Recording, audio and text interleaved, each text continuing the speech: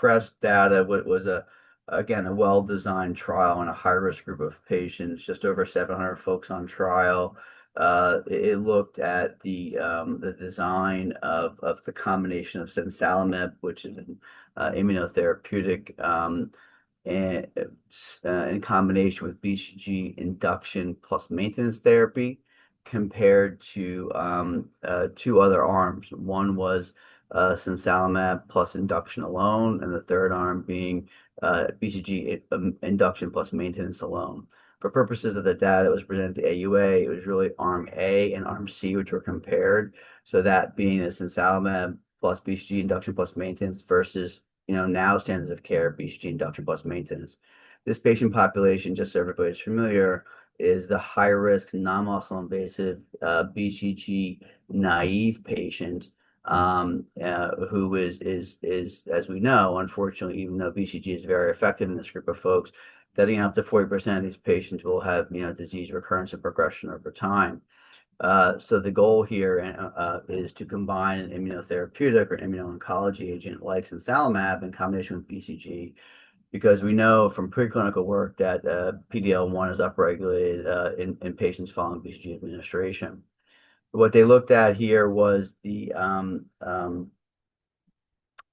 primary endpoint of event-free survival, and that usually is, in most of these event-free survivals, it's a combination endpoint which includes things like progression-free survival, looks at things like recurrence of high-grade disease, amongst other endpoints in these event-free survival outcomes.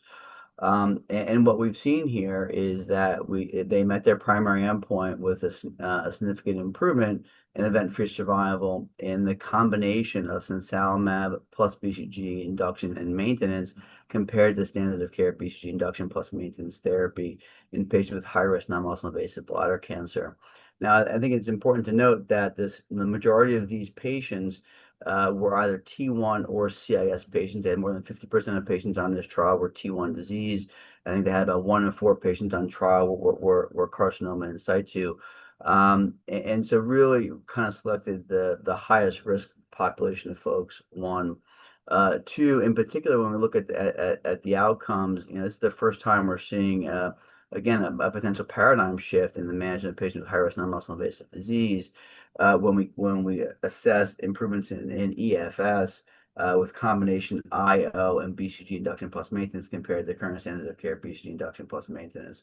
Looking at toxicity signals, they are, as you would imagine, consistent with kind of traditional IO toxicity signals. There are no higher rates or more alarming rates of IO toxicities.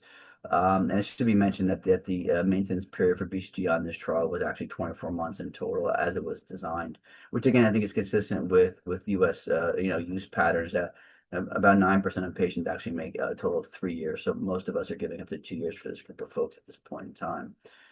So this was the first trial to hit positive. It was positive in all comers, and if we look specifically at the carcinoma in situ patient population, we have a 90+% durable CR in this group of patients with the combination therapy of sasanlimab plus BCG induction plus maintenance. So this CIS patient population seems to be even more sensitive potentially to this combination therapy. Who we choose for this therapy, I think, is going to be a little bit more of a nuanced conversation. We're going to see some subset data analysis come out. Having kind of further kind of synthesized this data, certainly for the CIS patient population, certainly for that patient who is maybe has a higher volume T1 tumor, certainly we could consider having these therapies change our treatment landscape and improve their outcomes in patients who are particularly high risk for disease progression and recurrence over time with high risk non-muscle invasive disease. So again, a very exciting trial, first to report out positive. We expect the POTOMAC trial just read out again in a very similar fashion. It was positive. We don't have the results revealed yet, but they announced that they have met their primary endpoint again on trial, and that is looking at a combination of durvalumab plus BCG induction plus maintenance. We have the POTAPSCO, which is the U.S. arm of POTOMAC, and we also have currently, which is not read out, nor has the KEYNOTE-676, which is a trial utilizing Keytruda or pembrolizumab plus BCG induction plus maintenance in a similar patient population. So I think we're looking at a potential paradigm shift in specific subsets of patients with high-risk non-muscle invasive disease. And it's exciting to see that we're able to improve outcomes with, I think, very manageable toxicity and quality of life implications.